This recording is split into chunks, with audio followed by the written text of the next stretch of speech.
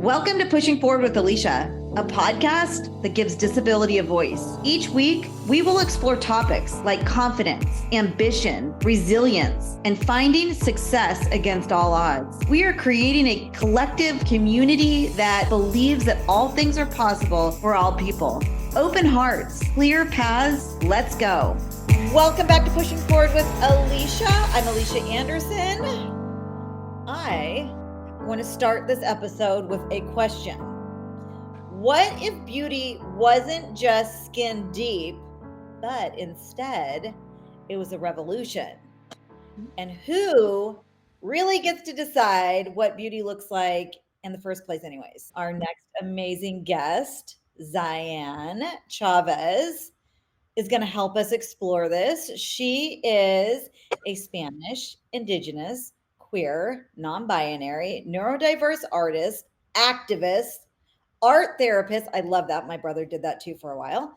They is a film producer and is redefining what beauty means for people with disabilities and all identities, literally across the globe. She was diagnosed with multiple sclerosis in 1993. We'll dive into that a little bit. And they just produced a documentary called We Are the Beautiful People. And we're going to hear all about this groundbreaking social justice film that she's taken around the world. Thank you so much for joining the podcast and sharing your beautiful story. Welcome. Hi, thank you for having me, Alycia. So good to meet you. So the film is We Are the Most Beautiful People, not just beautiful people. Sorry.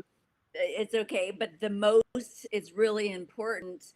My intention of naming this We Are the Most Beautiful People, Adults with Disabilities, is because that's something I inherently believe, that adults with disabilities are the most beautiful people in the world. When I first came up with this title, it was 2021, and all around, I live in Portland, Oregon, and yes, there were a lot of movements happening during that time. Black Lives Matter, Stop Asian Hate, LGBTQI+. And I was observing and recognizing that there was no disability movement. Hey, what about us? We're still here.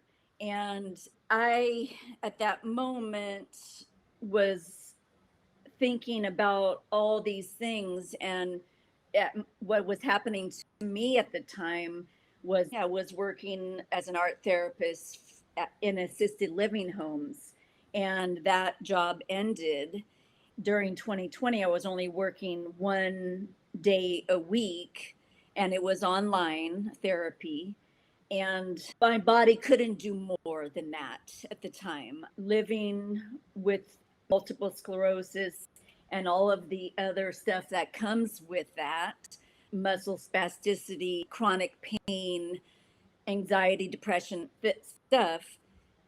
Anyway, so all these movements were happening, and I just was thinking about my own life, and I was like,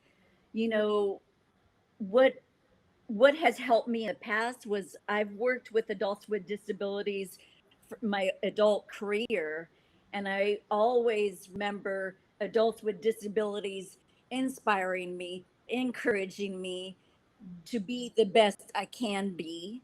And so I was like, adults with disabilities are the most beautiful people. They're so amazing. And I'm going to make a documentary about this because, I mean, first of all, why not? There's no limits to what we can do. I have no background in film. Absolutely nothing in my past experience led me up to this. But I had the idea, and living with a disability, for my experience, has always been like your TED Talk. It's like the outsider saying, no, you can't do this, you can't do that. And it's like, watch me, just watch. And so that's where it kind of started.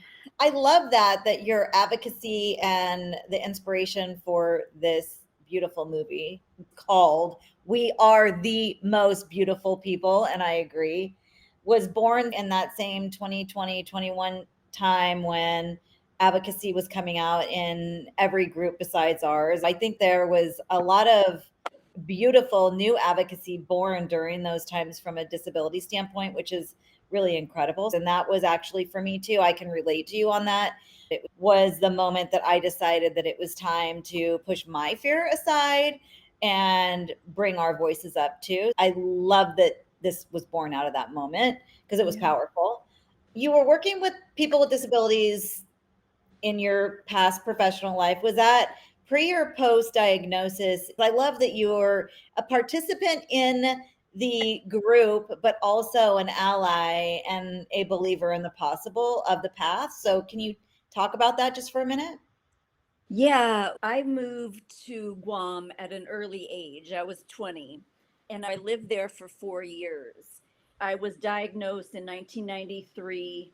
And so as a kid, I worked in restaurants, and I started working with special ed in high school as an EA, education assistant. And I can't remember if that was pre Guam or post Guam, but it's one of the reasons. The film is dedicated to my maternal grandmother, Mantina Baca Contreras. My grandmother was diagnosed with schizophrenia in the 1940s. She lived a very isolated life, and people didn't see her.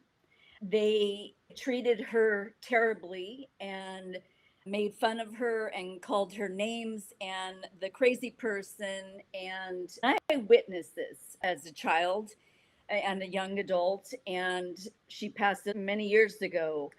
But the film is dedicated to her. So I knew disability from my lived experience. I had a great auntie with polio in a wheelchair, and I also witnessed that my family unit did not talk about disability. And even my years with MS, and I had lived with MS for 32 years. So I knew this as a young kid. I witnessed that within my own family, there was an us and a them. And now I have the opportunity as the producer of a disability documentary to say, there is no us and them, there is only us. I'm very passionate about this topic. So, let's talk about the film a little bit and its message to the world. And also, in that, how do you personally define beauty since it's centered around We Are the Beautiful People? Can you talk about the film and kind of the messaging it brings and what defines beauty? Yes, yes, absolutely. So our film challenges the notion of beauty and centers on the real lives of adults with disabilities. This film is for everyone. Disability can happen to anyone. It's a part of being human. Most humans and animals at any point can experience disability in their lives. What we can do is embrace our unique experiences and treat everyone with dignity and respect and compassion and acceptance. In a social media driven culture, humankind faces superficial concept of beauty daily. We are flooded with unrealistic ideas of how one should look and act. In our research, we have found inequities worldwide, and our interviews support these inequities. Black and brown persons with disabilities are the most marginalized. Our underlining theme dismantles the concept of beauty and highlights strengths and qualities that humans encompass while raising awareness. What we found out after doing all these interviews around the world is that beautiful is an individual experience for everyone. And so for me personally, it's a feeling. It's like the feeling when I see a giant redwood tree outside of San Francisco. It's that makes a beautiful feeling. And so when I see the sunrise, I get a beautiful feeling. And it's different across the world. We have disability representation from around the world, including Ghana, India, Taiwan, Chile, the UK, and all parts of the US. We have from Boston to Pittsburgh, Detroit, Washington, D.C., Santa Fe, New Mexico, Los Angeles, Oakland, the Bay Area, and Portland, Oregon. And so behind this film, we want to show that we are not only beautiful, that we can change the world. We, adults with disabilities, one of the amazing humans in our film, Dessa Cosma, she's the founder of Detroit Disability Power. She's saying we have the tools for what it takes to lead, to be leaders, because we know how to navigate. Because when the world tells us to go that way and we can't go that way, we find ways to go another way. I get the goosebumps saying that because it's so true. I'm a therapist and I've done a lot of research on rewiring our brains, and I know that's possible because we do it as adults with disabilities. We know how to navigate. So I love all of that. That was very powerful. And a couple things that I would like to say that was beautiful for me. You said that beauty is a feeling. And I love that definition, description of what beauty is, because immediately when you said that, I felt what that means to me too. And it isn't a superficial thing. The feeling of beauty is this magnificent full body experience that you have, like when you see a redwood tree or you're at the ocean or you see a piece of art, whatever it might be, and what that feeling translates to you. I think that if we looked at and considered beauty to be more of a feeling than this superficial outer layer, it probably could change culture into a more positive, beautiful path. So I love that you just said that, number one. Number two, I love that you embarked on this journey. Obviously, you have many intersectional layers to your identity. I love that you are identifying with so many layers of them and you don't leave one off the table. They're all there. And I think that if we all did that as humans, that eventually we can relearn that we're not all just white or black or purple or yellow or green or whatever, that there's these different layers that we leave to the side because it's just a lot. We are one. I love that you took that intersectionality that seems to be very important in your own identity and went around the world to find intersectional identities to come together and into this one theme of this film to understand what it means globally. That's so incredible. Thank you. You traveled around the world. What did you find? What was similar? What was different? Where was the coming together? Can you talk about that a little bit? I love that you did this. Yeah. So around the world, we found inequities across the board. And in a nutshell, what we're missing is kindness and compassion. And that's in regards to everyone, right? That's a piece we're missing. And the sad thing is the most underserved population is young girls of color with disabilities. They're the most marginalized. During the making of this film, it was awe-inspiring and also at the same time so sad because we were firsthand to observe the discrimination around the world. But what I can say on this note is if we can unite adults with disabilities from around the world, if we can unite the world, then the world can learn from us. Mm. And I can say to someone in India with a disability, hey, I love you, I see you, I hear you.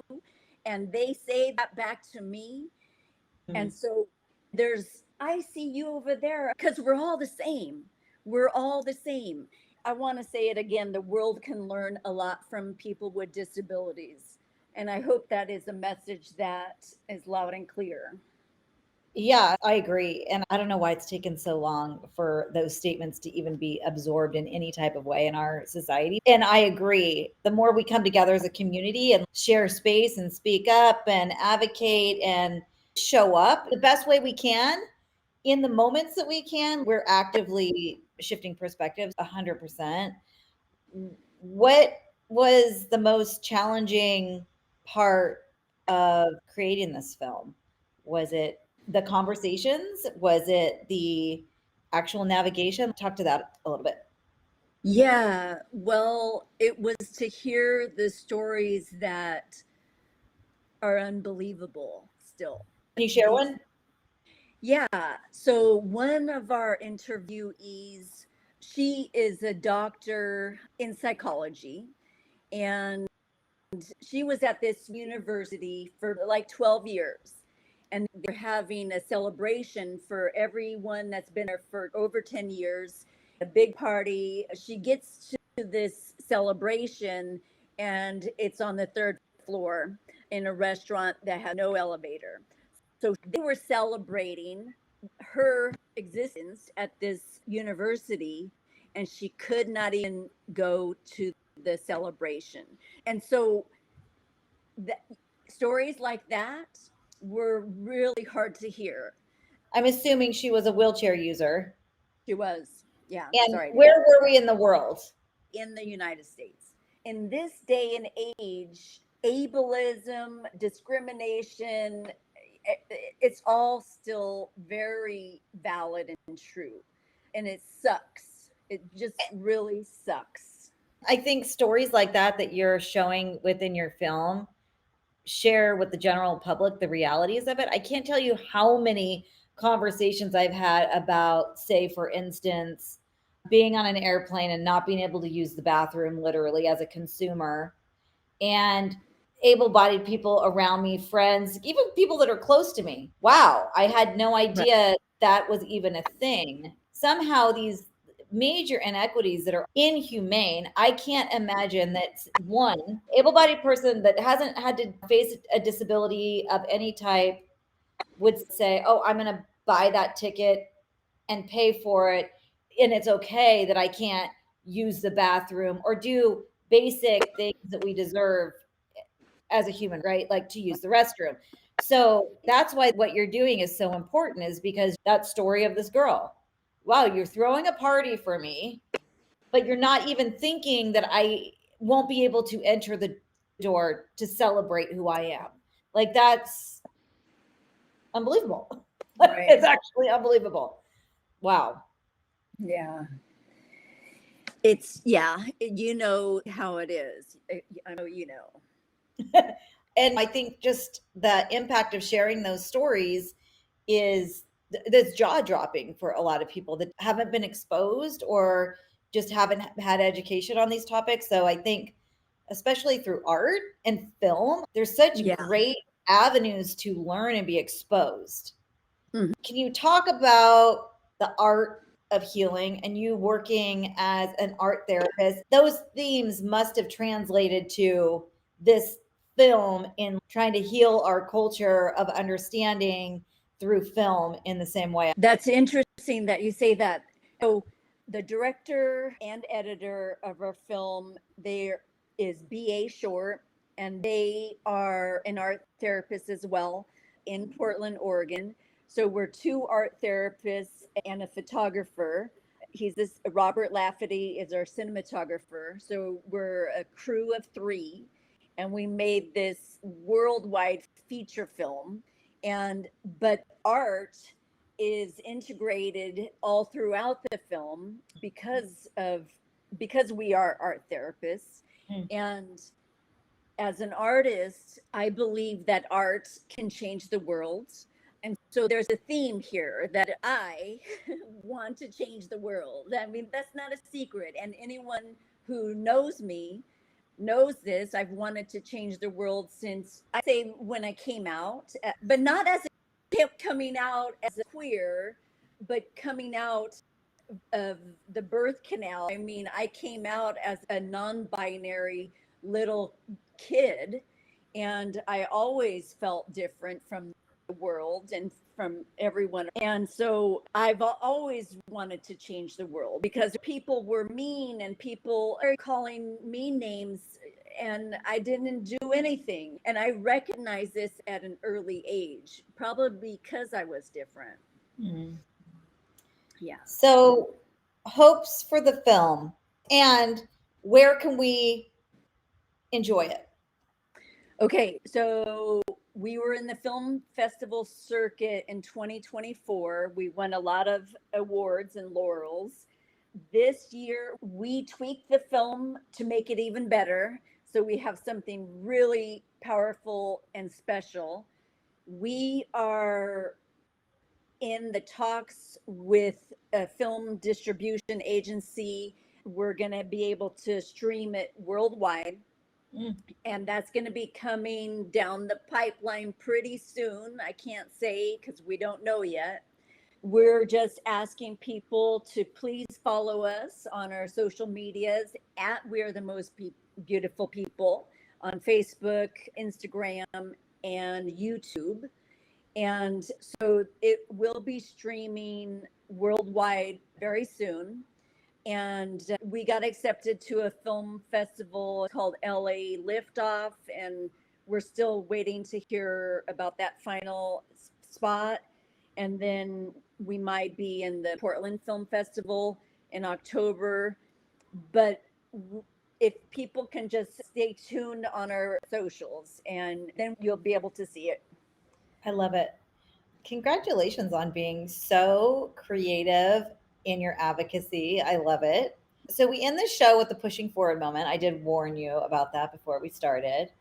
Our pushing forward moments are like mantras, something you live by, something you can inspire our community with to go out and take on the world in their own way. But I'm going to add an extra layer to yours because you're an advocate and you're passionate about the things that you do. Not that we all aren't, but you've got a little extra, and I like that a lot about you.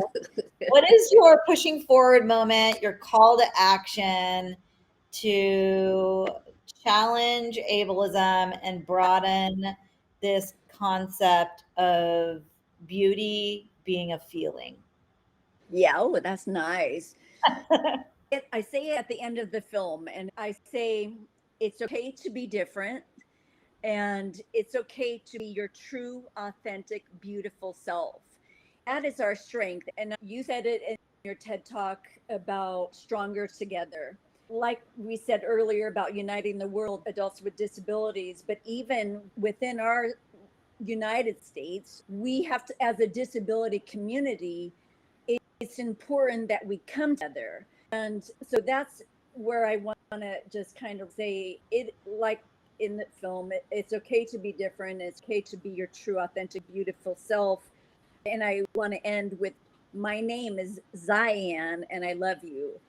That's been my line since I don't know how many years. I start the film with that and I end with that because I think love is something that will always win, and love can be our conduit to say, yes, we can. Sí se puede, and we can do this together.